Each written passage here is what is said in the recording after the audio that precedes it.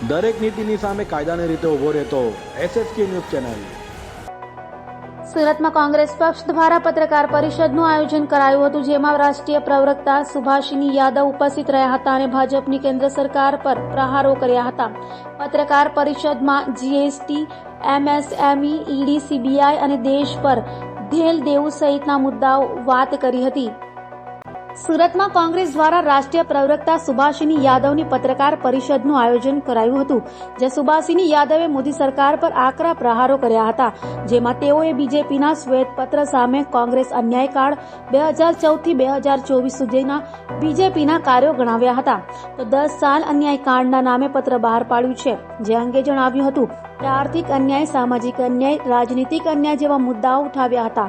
બેરોજગારી, મોંઘવારી, મહિલાઓ સાથે ઉત્પીડન, કાળા નાણાંની વાતો ક્યાં ગઈ, 15 લાખ પ્રત્યેકના ખાતામાં ક્યાં ગયા, દેશના તમામ વર્ગના લોકો રસ્તા પર આવી ગયા, દેશમાં નવો ટ્રેન્ડ ભારત રત્ન નામે શરૂ કરાયો છે, ખેડૂતોની હાલત જોઈ શું સ્વામીનાથન ખુશ છે, ખેડૂતો માટે સાંસદ સુધીનો રસ્તો બંધ કરી દેવાયો, ચૌધરી ચરણસિંહ છેલ્લા શ્વાસ સુધી ખેડૂતો માટે લડ્યા, શું તેઓ ખુશ હશે?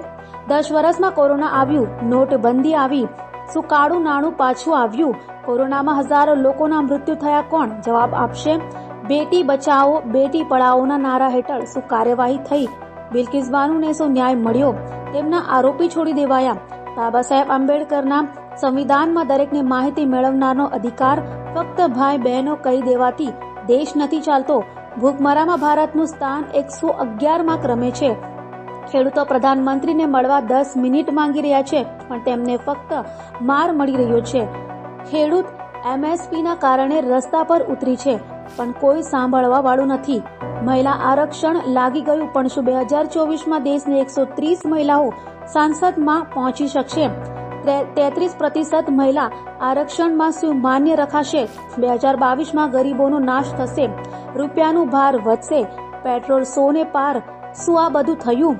સુરત વેપારીઓનું કર્મભૂમિ છે, એમના માટે મંદિર છે, પરંતુ GST અને MSME સંતુષ્ટ છે।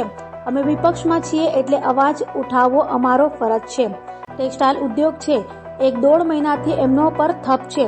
જવાહરલાલ નહેરુથી મનમોહન સુધીની સરકારમાં દેશ પર 50 લાખ કરોડનું દેવું હતું, હવે તે દેવું 150 લાખ કરોડથી વધુનું થઈ ગયું છે।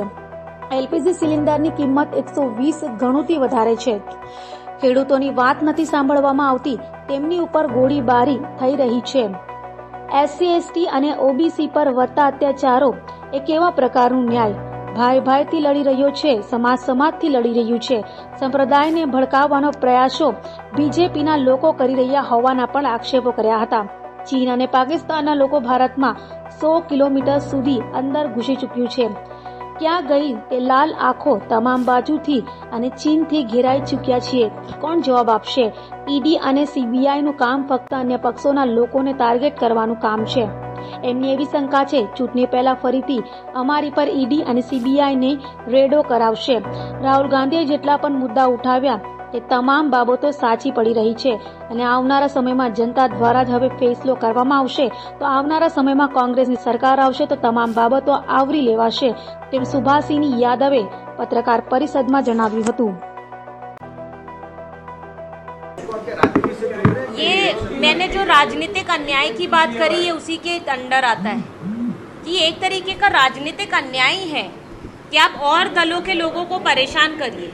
क्या था वो केस कि कुछ दिनों से 14-15 लाख का कुछ अमाउंट था जो जमा नहीं किया गया था।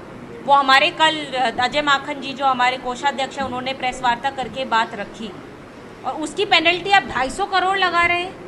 और क्या हुआ, कुछ घंटों में ही वो हमारे अकाउंट फिर से चलने लगे। क्यों? क्योंकि हमारी न्यायपालिका मजबूत है।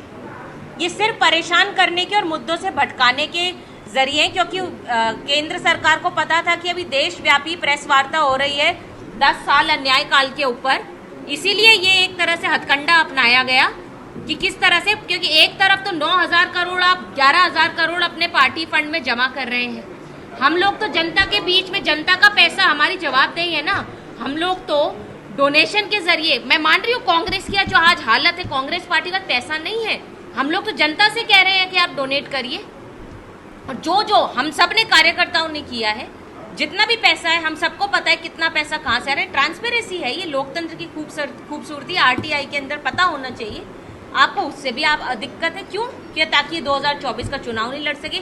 लेकिन अब मैं देख रही हूँ कि ये चुनाव साधन से नहीं लड़ा जाएगा, जनता के वोटों से और उसके समर्थन से लड़ा जाएगा। देखिए, राम मंदिर बना है, निर्माण हुआ है, इसका हम स्वागत करते हैं। और ये मुद्दा जो आज हमारा प्रेस कॉन्फ्रेंस का है, जो 10 साल में अन्याय काल रहा है, उसके ऊपर है। हम तो यही कहेंगे, जय सिया राम।